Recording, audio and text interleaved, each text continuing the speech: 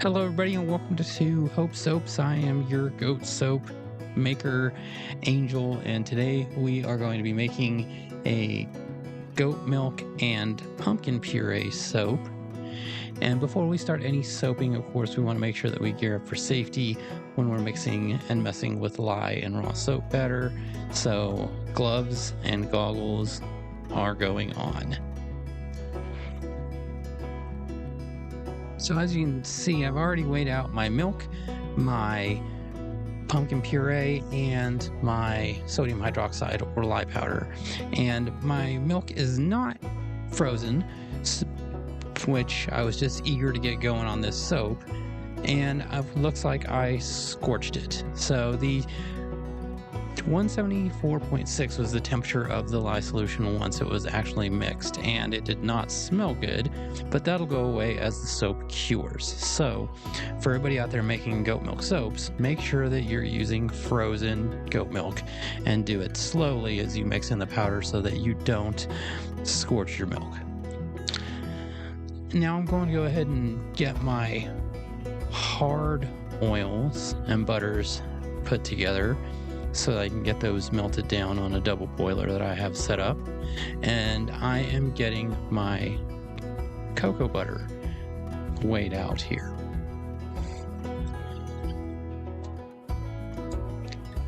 Now, I will say that in the future when I get cocoa butter, I'm going to go ahead and try to get my hands on either the cocoa butter wafers or the little pellets, because trying to get an accurate weight with these chunks that it came in, it gets to be challenging. So in order to prevent myself from having to do that much extra work breaking the pieces up and mixing them all together, I think I'll just switch over to the wafers, the pellets. And while we're doing this, let me just tell you that this soap that I'm making is for my wonderful stepdaughter. She is having a baby shower next month, and she asked me to make a soap that she could put together in a raffle prize pack. And so we decided that a pumpkin soap would be perfect, since it will be October when the baby shower is happening. So I was super excited to get started on this and get her a wonderful soap to give away to one of her lucky guests. Okay, so now I'm getting my shea butter, and I'm weighing that out here. So shea butter is softer than cocoa butter, so it's a little easier to break up and weigh out. So I don't mind getting them in these bricks and just cutting off or breaking off the pieces so that I can get to the right weight here.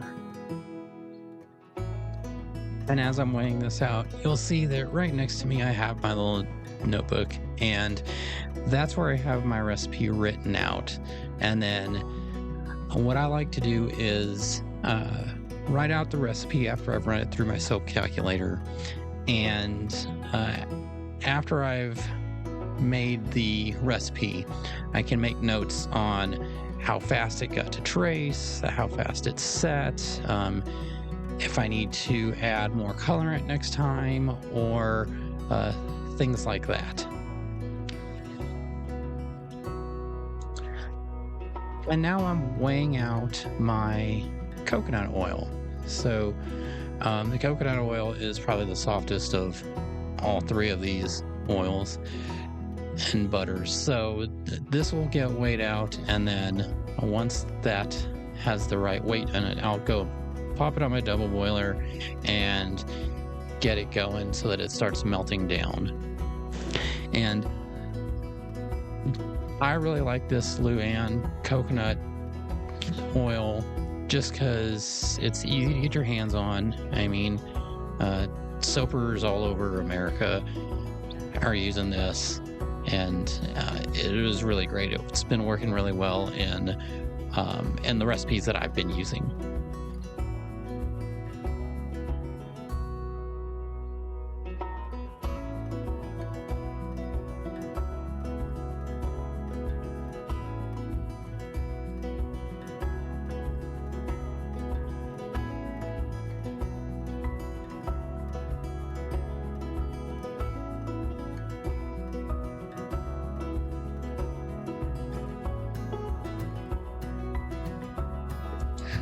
Okay, so now that those are on the double boiler, I am getting my liquid oils ready to go here. And um, olive oil is a staple for those of us who are making soaps. It's just very conditioning on the skin. It's nice. It gives it a good feel that's not like when you wash your hands don't feel dry. And if you're using this soap in the shower, it's not going to leave the rest of your body feeling dry after you're done. So I'm weighing out my olive oil into this jug that I'm going to mix all of my oils together in.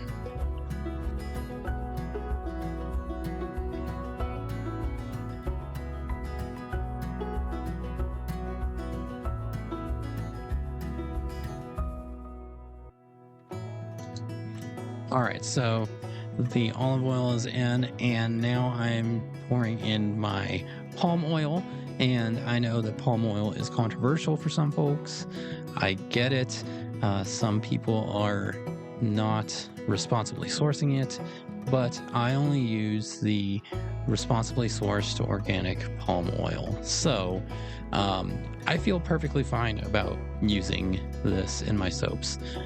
For those of you who don't, then there are definitely soaps or oils actually that you can replace this with, like lard if you're okay with using animal fats in your soaps.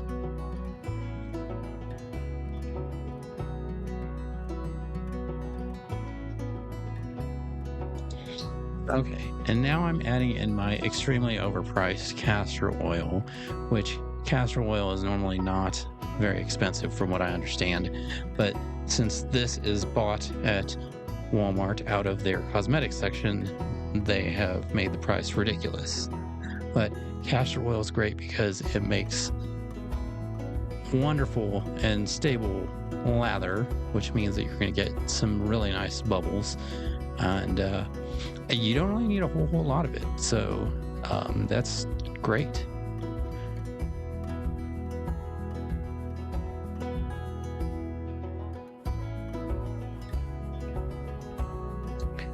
All right, so here I come in my gym shorts with my melted down hard oils, and I am mixing in my liquid oils all together in there, and just scraping out every last drop of the oils, because some of you may know that oil prices are getting kind of up there. So we want to make sure that we get every last wonderful drop of this oil. Plus, these are really great oils. They're going to make people's skin feel really awesome. So I want all of that in there together and just mixing all of it up so that all the oils are blending together well.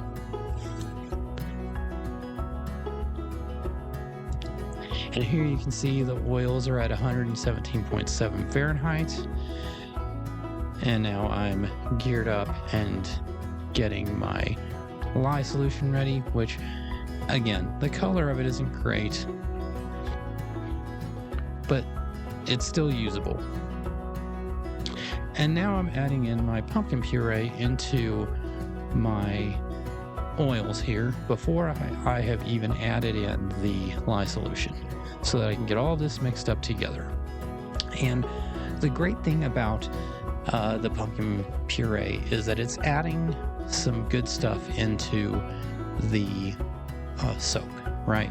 Because it's got some really awesome vitamin A and vitamin C that's going to be good for your skin.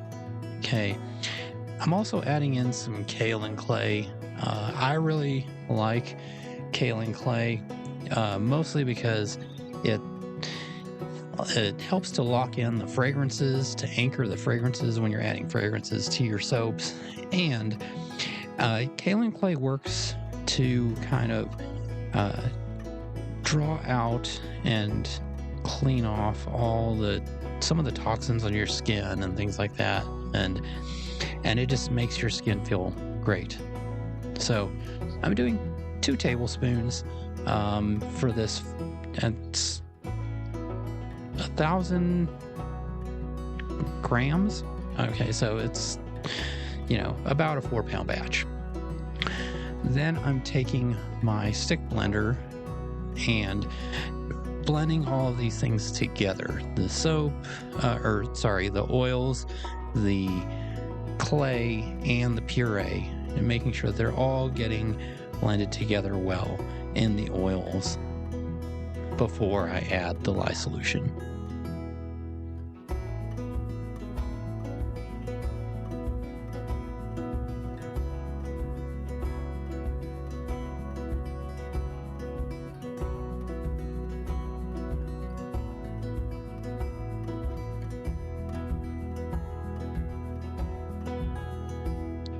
Okay, so here we go. We're going to add in the lye solution now.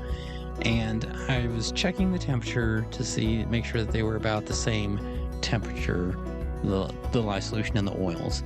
And I didn't show the camera, but I believe they were both about 95 degrees, which is still hot for soaping, especially when we're soaping with not just milk, but also with purees, because they add extra sugars to the saponification process, which is the process that turns the oils and the lye solution into actual soap. Now, that heat is generally good if we're trying to get the soap to go to a gel phase, but not so great when we're putting it in a mold and not wanting it to overheat. So we're blending this all up and trying to get this to a light trace, so that way I can divide the soap into a batch that I will add some mica to for coloring, and another top and bottom layer that will be uncolored.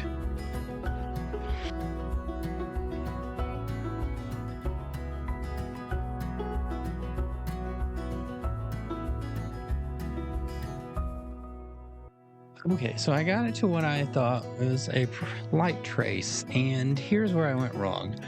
I added my fragrance oil first, which is a pumpkin and cardamom, part of the Brambleberry Dark Academia collection, and it smells amazing. Let me tell you that.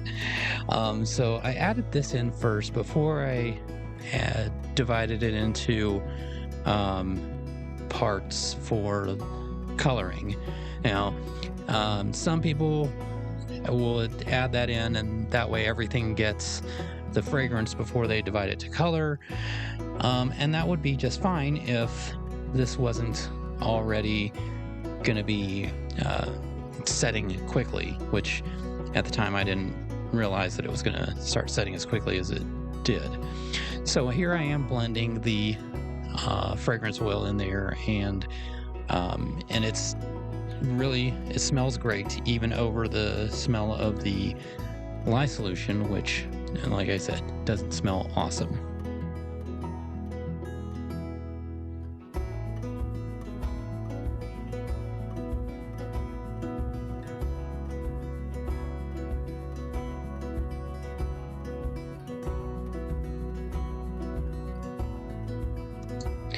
Okay, so this is actually now at a light to medium trace, but I wasn't particularly worried because I'm not doing swirls, I'm just doing layers. So that was okay for me. And now I'm dividing out the part that I'm actually going to add the mica to. This will be the middle layer.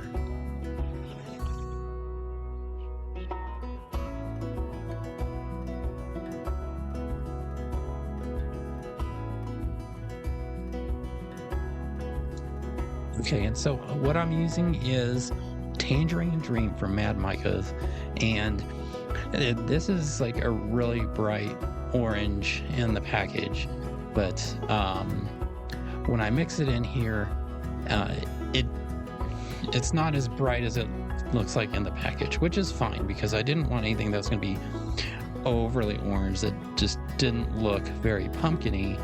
When I got all this put together and got it into the mold, as you can see, it's the brightness of the orange um, is getting more of that orangey brown kind of pumpkin-y color. So I was totally okay with that.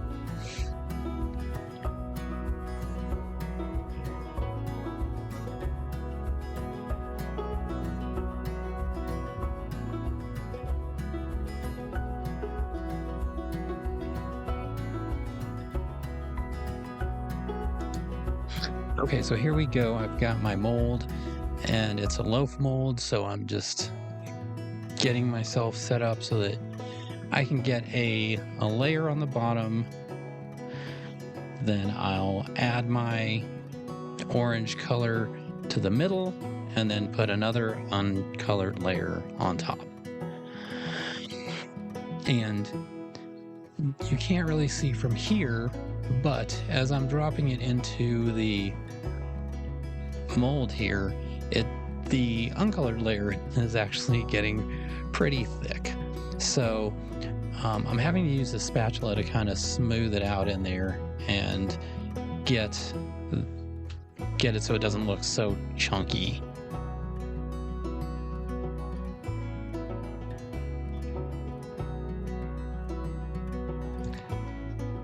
So I made it pretty even on the bottom, and I kind of give it a tap on the table to flatten it out some more and get any air bubbles that may have formed in there out. And now I'm taking the mica colored orange layer and pouring it in, and I'm not even really having to do anything kind of break its fall because this one wasn't as thick as the uncolored layer. So it just kind of flowed over everything pretty well. And now I'm just gonna scrape all of this stuff out of here and get all of the orange batter in to get a nice layer of the pumpkin orange.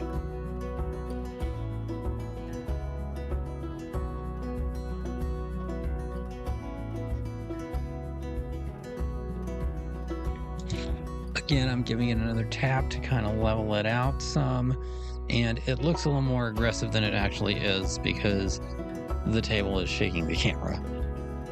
So now I'm taking what's left of my uncolored batter and putting that on top. And you can definitely see here that this has thickened up pretty well.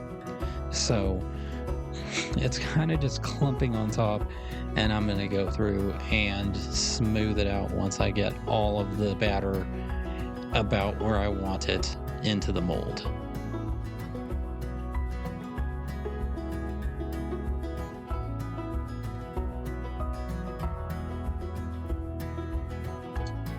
Okay, so all the batter's in there now, and now I'm just going to use the spatula to kind of smooth things around without bothering the orange layer too terribly much. I mean, I didn't think it needed to be like perfectly flat, even looking layers.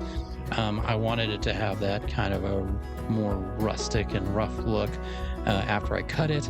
So it wasn't that big of a deal, but I do want the top kind of flat because I wanted to do a simple design on top. Again, there's my attempt to flatten everything out and knock over the blender portion of my stick blender. But for now, I was just kind of leaving that alone and smoothing out the top of my soap. All right, so I didn't want to do too terribly much, but I did want to give a nice little design on top. So I got myself a trusty old chopstick and just kind of did some simple swirls just to give it a little bit of a a design on top.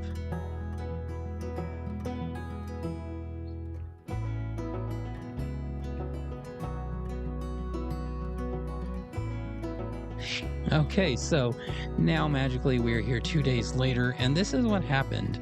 Okay, when you soak too high of temperatures and you're dealing with the extra sugars of the milk and the puree, as of course you see that my soap cracked on top. I did have a lid on top of it initially, so when it did start to kind of crack and bubble up, it didn't volcano out, obviously, but it did bubble up, and it smushed the design that I had on top, which is kind of unfortunate, but it's still going to be perfectly usable, a nice soap. So the lighting isn't great here, but you can see that there are layers there. They're not, like I said, perfect looking, wonderful layers, but there they are, looking wonderful. And so I have my paper pre-marked with a 1-inch spacer so that I can kind of cut my bars into 1-inch bars. And here we go. First slice, and you can kind of see there that there are layers in it. The bottom layer, and the middle orange layer, and the top layer. And I was pretty excited about how it actually turned out, even with it being, I guess overheated, for a lack of a better term. But here we're going to our second bar, and take a look at this. You'll see that there was still some air pockets in the soap batter, but like I said, it's still good and it's still usable. So we're just gonna keep cutting through it.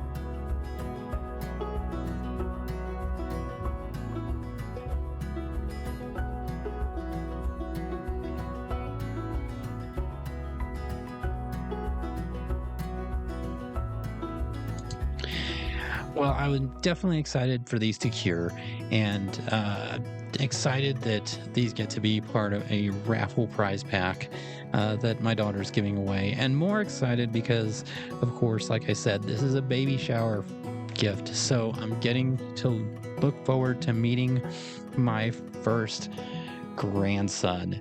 So that's extra special and exciting, and it makes this soap even more special in my eyes.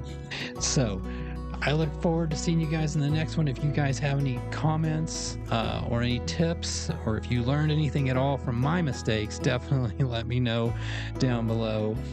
And if you've ever made a puree soap, or a soap with any kind of puree in it, let me know how that went for you guys too, because I'd love to hear about that. All right, guys. Well, I will see y'all in the next one.